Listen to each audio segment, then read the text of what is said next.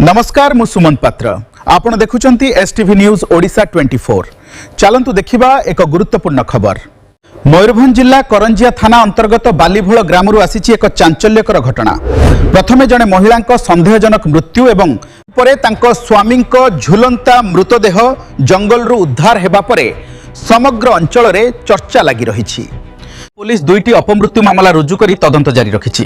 गत 27 तारिख में बालीभोल ग्राम में ज्योत्स्ना राणी टुडू निज घरे मृत अवस्था पड़िथिबा खबर पाई करंजिया पुलिस घटनास्थल में पहुंची तदंत आरंभ करिथिला। ज्योत्स्ना राणी पूर्वरु घसीपुरा रे विवाह करथिले।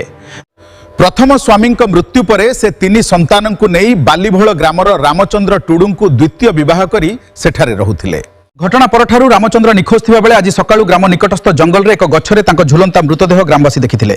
सूचना पाई करंजिया पुलिस घटनास्थल में पहुंची मृतदेह को उद्धार करी शव व्यवच्छेद पाई करंजिया उपखंड चिकित्सालय को पठाइछि।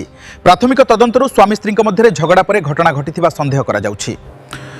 पुलिस अनुमान करुछि जे स्त्री मृत्यु परे रामचंद्र फेरार होई जंगल रे आत्महत्या करिसंती। तेबे शव व्यवच्छेद रिपोर्ट आसिबा परे घटनार प्रकृत कारण स्पष्ट हेबो बोली पुलिस सूचना दैछि।